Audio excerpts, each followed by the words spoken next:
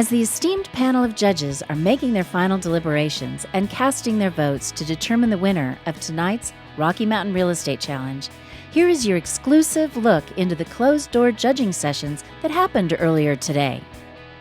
So my advice to you guys is be positive, but do not hold back. This is where you get to dig in and ask the hard questions and see what they come up with for the answers. What's important for the audience to know is that this is not a predetermined event. When the students give their presentations here this evening, the judges vote after those, so they haven't made their minds up until they see the evening presentations.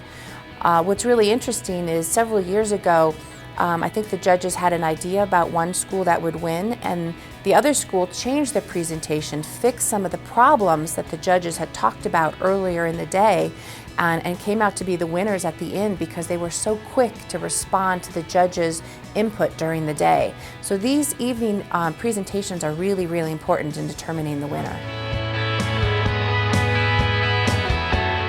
So we got the same image backed up. We're about to load it in. Yeah, it looks great.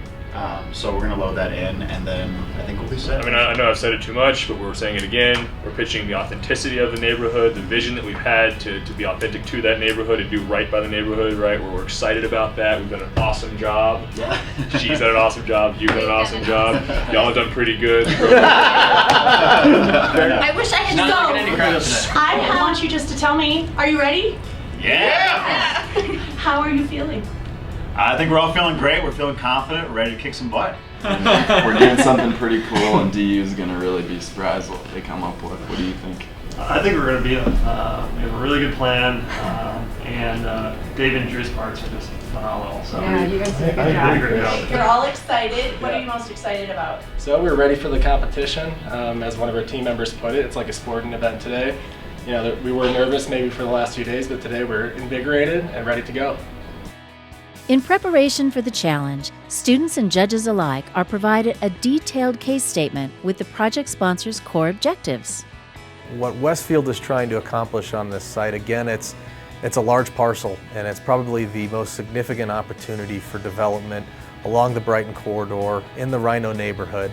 So in our opinion, there is a very unique opportunity to create a project that doesn't exist in Denver today. The students have done a wonderful job of coming up with not only the market analysis and all of the constraints and the concerns about developing in this area, but then also coming up with wonderful ideas.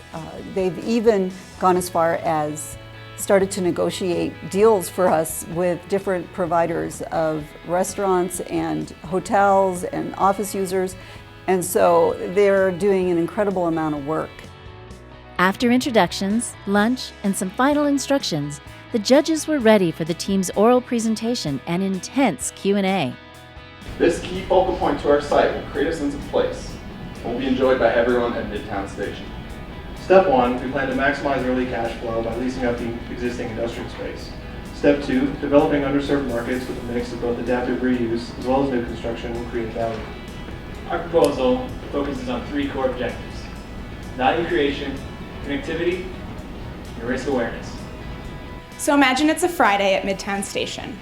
Local Rhino residents are hitting the gym at 24-hour Fitness for an early morning workout. Just the one question I would ask is sort of how does what makes Rhino fit into this development, the artists and the makers. The movers and shakers in Denver that don't want to be downtown in the CBD, they're looking for more creative places, i.e. industry and taxi, things like that. So I think our creative office space definitely helps integrate some of the surrounding neighborhood and artists and type of people that want to be in Rhino. We find ourselves at this fortuitous confluence of factors that are bonding market forces with cultural wealth into one perfect opportunity. If we would have asked you to invest in our location 20 years ago, your answer would have likely have been no thank you. Well, maybe except for Mickey over there. However, the answer has drastically changed. Linking both downtown Denver and the growth opportunities to the north, the link at Rhino will be a great spot for all Denverites currently in the city and generations to come. Interesting concept. I like the way you kept the old kind of creative collaborative component to Rhino. But what are the economics? So we were able to block off pretty much everything. The collaborative itself is about $9 million worth of improvements. We're utilizing that as a loss leader. Your selection of a boutique hotel may be a little off in terms of a connection to the National Western Stock Center. I'm not sure. Tell me about that. We want to be artistic, industrial, the heart of Rhino going forward, and do right by it. So we intentionally have nothing on our site is reflective of the National Western Stock Show, except for our economics. Those absolutely are. Throughout the entire process, from receipt of the written materials late last week to the oral presentations and closed-door Q&A sessions, the judges panel pays close attention to the key aspects of the development proposal. Here we are, Challenge Day 2015.